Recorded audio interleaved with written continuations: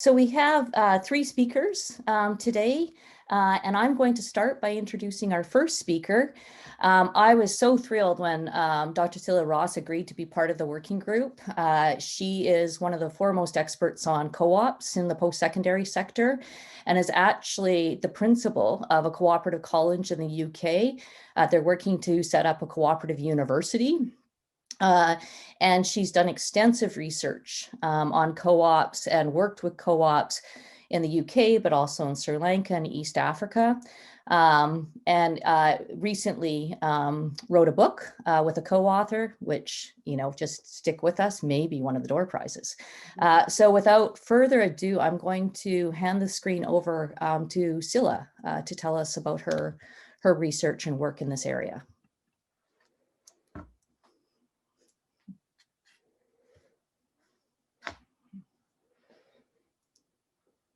Thank you very much indeed, Michelle, and thank you so much, everybody, for the warm welcome and for inviting me.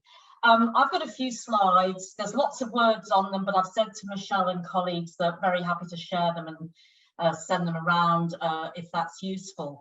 But I just wanted to tell the story, really. Forgive me, I am speaking in some ways from a global north perspective, but I'm trying to make these links.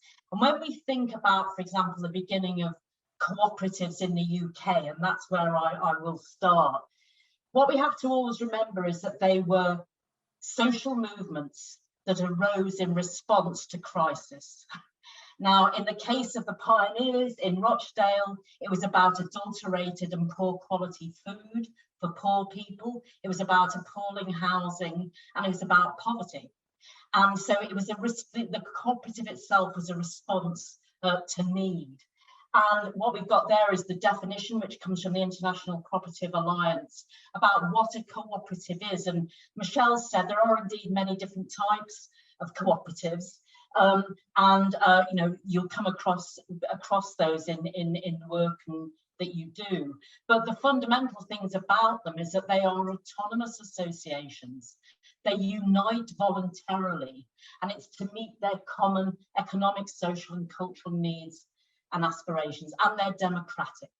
And of course, what they do is work to, they're sort of bounded by, if you like, or framed by a series of values and principles, none of which you could disagree with, and individually, lots of different organizations will hold.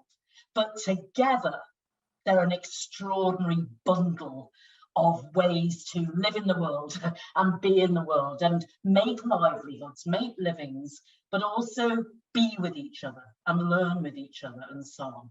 So, cooperatives are extraordinary things. They change, and they've changed over time, but they're as relevant now as they've ever been. I work at the Cooperative College, and we celebrated our centenary in 2019. And at the bottom, there's a series of images in all the cooperatives across the north of England where I live. Above many of the shops, there would be reading rooms where cooperators could borrow scientific instruments, could borrow books, could learn about cooperatives. They were learning how to run great businesses, but they were also learning how to cooperate with each other. There was a very strong ethical strand that ran through. And out of those reading rooms above shops came a commitment from the UK movement, in our case, to have a small amount of profit go towards proper educational establishments. So the college, there's its various iterations, has been in various buildings, and increasingly is less so about bricks and mortar, of course, as so many learning organisations are. But you can see right at the top there is in 1914, it should be about creating a burning desire for social justice. So even those days, there was that sense of how you can attain that, and that cooperation was about needed education in its widest sense. So what the college has done historically, it's been very much engaged in global education around capacity building for cooperatives. It works alongside the existing and emerging cooperative movements. So we help to service and support our cooperative economy globally, that we have association with, and certainly in the UK, but also, as Michelle said, that the emerging co-ops. I've just been working with Mondragon University on a platform co-op course. There are many Canadian colleagues on that. So we have to be very agile in co-ops as in anything else.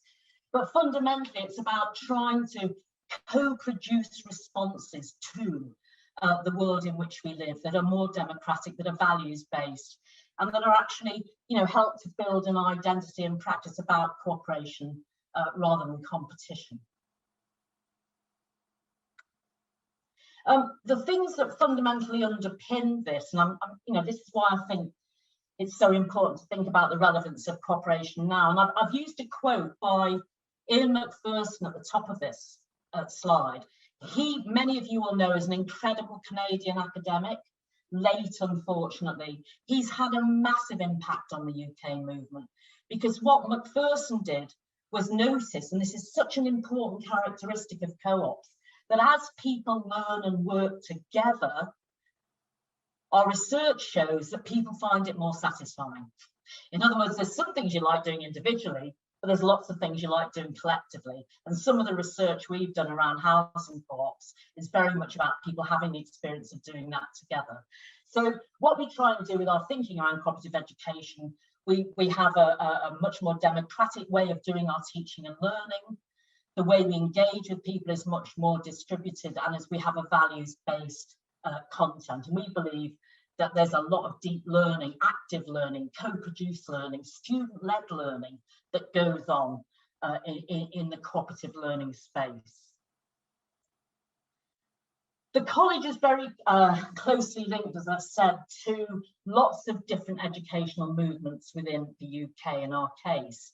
And as early as 1909, Ray said at the International Cooperative Congress, what we want and seek to obtain is a cooperative journey that will end in a cooperative university. The time was right, however, in the last decade to really start to try and think about how we could try and get a cooperative university off the ground. This was partly driven by the fact that there was new legislation, something called the Higher Education and Research Act, but increasingly it's because of what was going on in the educational context. Everything from students having to suffer from enormous hikes in loans, being absolutely impoverished and owing lots of money, work precarity for the academic. Around about 30%, 35% of all academics in the UK are on short contracts. The enormous salaries enjoyed by the elites within universities, which didn't go down so well, but also a sort of recognition or a sense that we need to think differently about the sort of learning we do, so that it isn't simply about the neoliberal journey, but is actually much broader and wider. So out of that coalition of, if you like, of academics, practitioners, community activists, students, and so on, we started on the journey towards a cooperative university. The vision, as I said, it's really a challenge against marketisation. Within the college, we started to explore the cooperative university and take advantage of the possibility of acquiring degree awarding powers. Currently, because of COVID, we've had to put the project on pause, and also, frankly, because there is disruption within the HE sector itself, unsurprisingly. But what we've been able to do is to build a federation and help to support and develop 5 new higher education co-ops, which is in itself really interesting and is something that didn't exist before.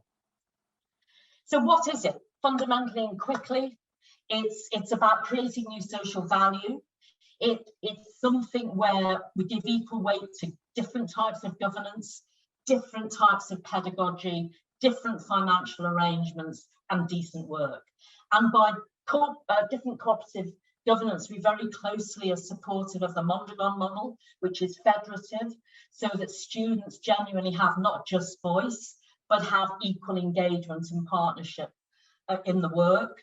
It's very much thinking around how we have a different type of curricula, so that it is decolonizing, so that it's radical, so that it looks at the big themes and issues of our time, so that it is co-produced. So, for example, a Getting Started module doesn't have a reading list.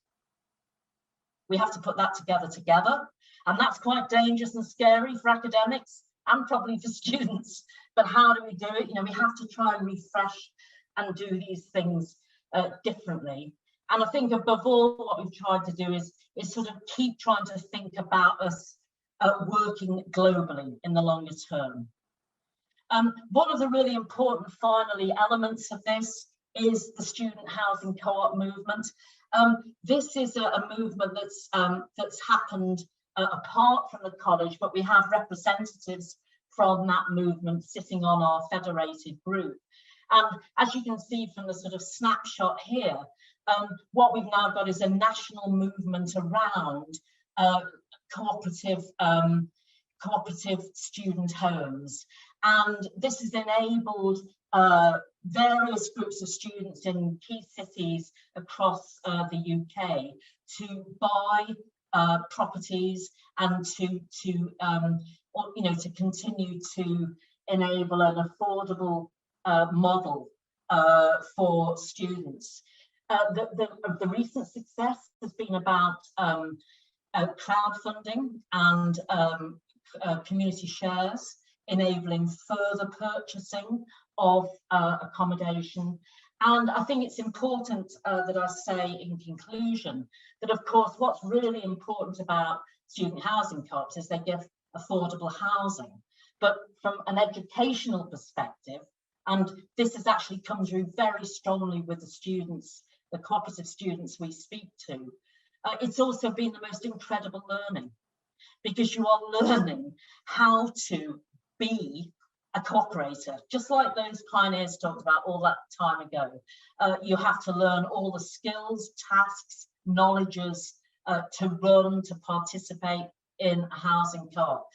So the easy option, it ain't. You know, in other words, it'd be probably easier just to pay a bit of rent. It's expected that you have a sense of responsibility by being involved, but there's no doubt that it's actually a way of, that it's a flourishing way of living for our students on campus and off it too. And I think just going back in conclusion to Ian McPherson's work, his idea of associative learning, the students we spoke to who were involved in this, it was probably the most important thing they'd ever done. They had to learn how to know, and I put them down there, they're UNESCO's Great Four Pillars. You have to learn to know, you have to learn how to do, you have to learn how to be, and you have to learn to live together. And through that sort of association, which is the great 19th century idea about what cooperation gives, our students are starting to really experience and enjoy their living in cooperative student homes. So that just gives you a flavour. I'm going to pass back over to Kelly and say thank you very much indeed for listening to me.